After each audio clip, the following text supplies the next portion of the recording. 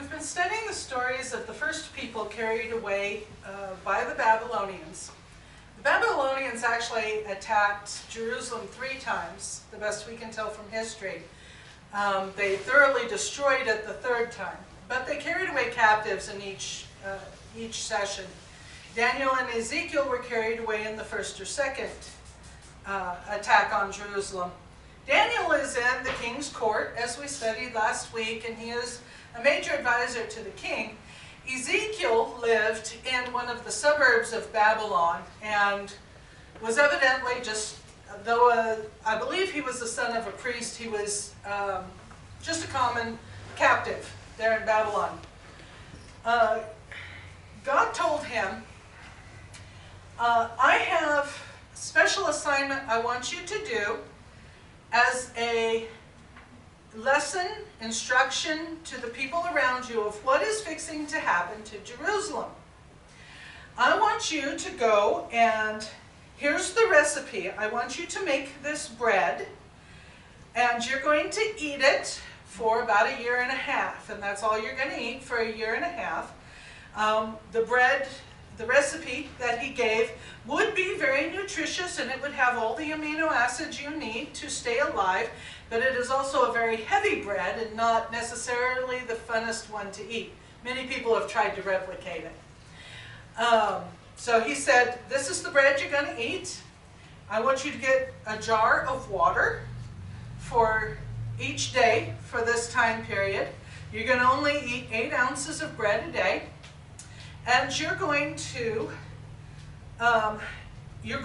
get a tile or a brick made out of clay, and you're going to set it in the square in the city, and you're going to carve a map of Jerusalem on it. So Ezekiel carves his map of Jerusalem on the brick, and God says, now I want you to build siege works and battering rams against that city on the brick. And I want you to surround it and don't let anyone get away. So Ezekiel built, I don't know, he used little sticks and twine or what he used, but he built a siege army to go around that tile. And God said, you're going to lay on your left side for 390 days. 390 days.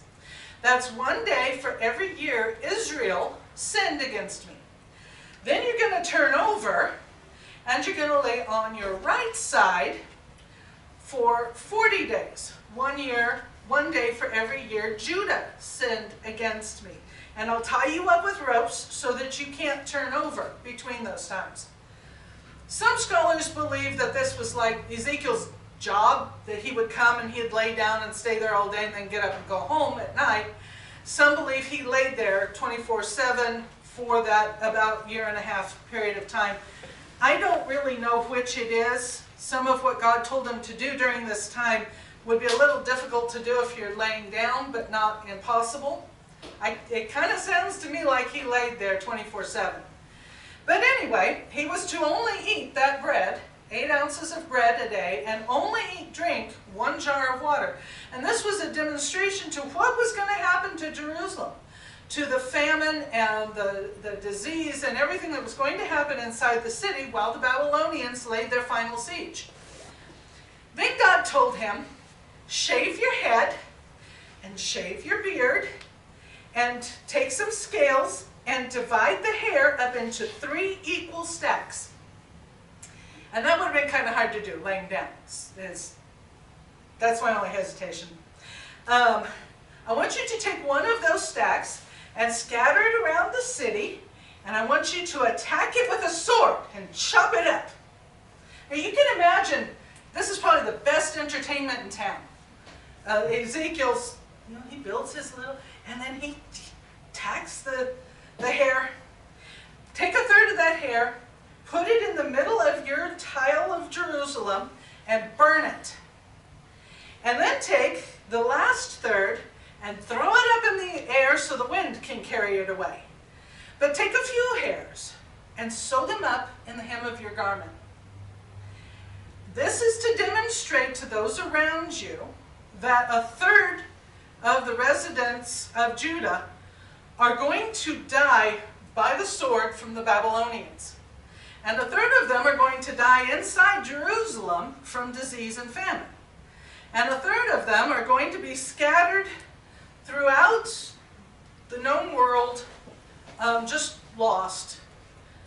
But God's going to take a few, and He's going to preserve those, and they will go back to Judah. God told him, you're not going to be able to talk from the time I begin speaking to you until Jerusalem falls. Unless you're prophesying in my name or speaking on my behalf, you can't talk. You can't talk to your wife, you can't talk to your neighbor, you can't discuss the weather.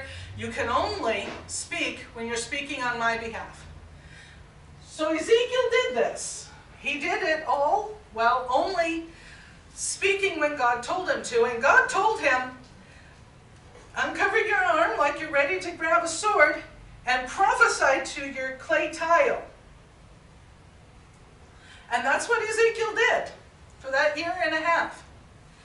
Now, I don't know how much longer after this incident, this activity, there was a man who arrived in the town Ezekiel was in and said, Jerusalem has fallen, the walls are destroyed, the temple has been destroyed, it's been laid completely waste. At that moment, Ezekiel was again able to talk, besides when he spoke on behalf of God. So that was a prophecy also fulfilled. In fact, all of these prophecies were fulfilled. That is what Jerusalem suffered, to the point of cannibalism. They had to turn to cannibalism within inside the city during the siege. Things got so bad. So, just an interesting story. God sometimes tells us to do things that don't actually make a lot of sense to us, but it does to Him, and that's all that's important. Let's sing our song. Deep and wide